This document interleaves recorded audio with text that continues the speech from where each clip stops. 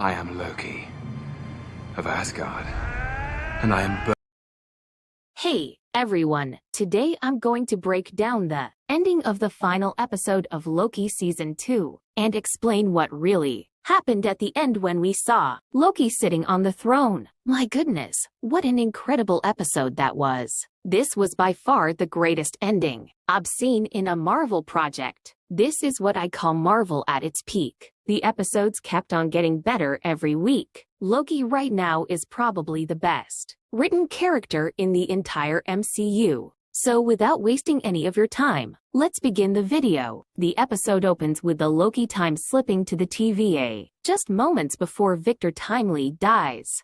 He tries over and over again, but Victor doesn't survive the radiation, so he decides to go further back in the past where OB and Victor Timely or a Boris. Guess what? Or a Boris. Oh wait. This is not a 25xp breakdown force of habit anyway. So centuries later, Loki learns everything about mechanics, physics and engineering from OB. He even explains to OB and Casey what's going on instead of the other way around. Better watch out, OB. Looks like someone's coming for your job. That's right. I'm coming, OB. Watch your back. Victor Timely then successfully docks the throughput multiplier into the temporal loom, and the loom starts to get bigger integrated. Reading all of the branch timelines, Loki thinks he succeeded, but the loom starts to get overloaded again, and Timely says his loom will never be able to accommodate the infinitely growing multiverse, because you cannot scale for infinite. So Loki realizes he has to go all the way back and prevent Sylvie from killing He Who Remains, because his death was the trigger that caused it all. But here Loki learns that the only way to stop Sylvie from killing He Who Remains is to kill her instead. So Loki has to sacrifice the woman that he loves in order to save trillions and trillions of lives. And He Who Remains also tells Loki that there's no scaling problem with the loom. The loom is supposed to do that. It was made to delete branches that were never meant to be there. So Loki understood, enlarging the loom will never solve the problem, because the loom will only protect the sacred timeline. So what's the other option? He has killing Sylvie, which he doesn't want to do. So Loki time slips back to the time theater where Mobius was questioning Loki. Loki asks for his help. He asks, "How do you choose who gets to live and who dies?"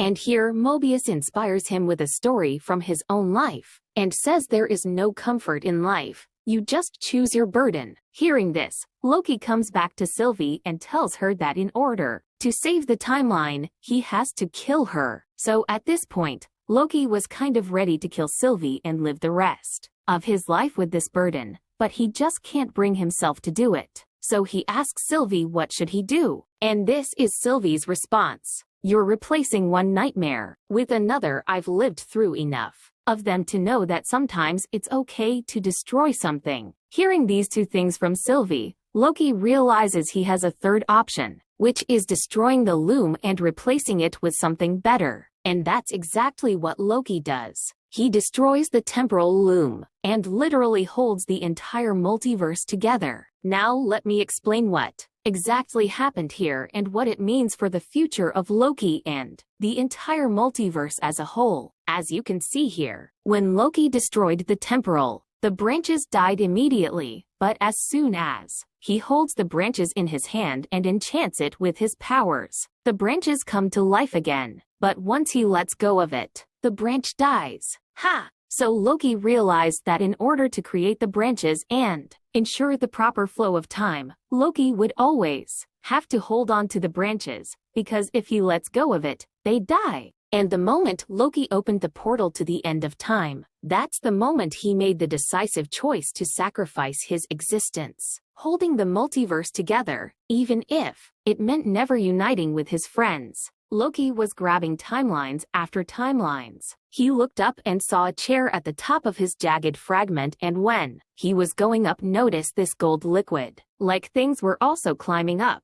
Meaning Loki wasn't only carrying this bundles of timelines, but he was also conjuring gold and turning the stone into a throne. therefore replacing He Who Remains as the rightful custodian of the multiverse. And notice Loki's crown with two big horns has the same marble pattern as the Citadel of Time. Now, although the popular opinion here is that Loki has become the god of stories, but I'd rather side with Rob from Comics Explained and say this is Loki becoming Atlas in the MCU. Now, Atlas is the custodian of the multiverse in the comics. He was tasked with monitoring realities, maintaining their stability and preventing them from falling into the cosmic abyss.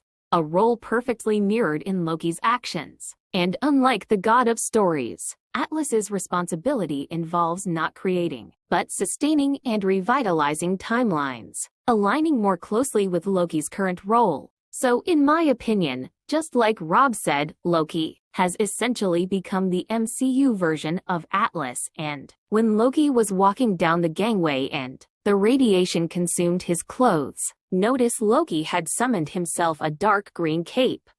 Later, when Loki was grabbing timelines after timelines, he attached some of them on his shoulders as well, and here, the bundles of branches replace his cape.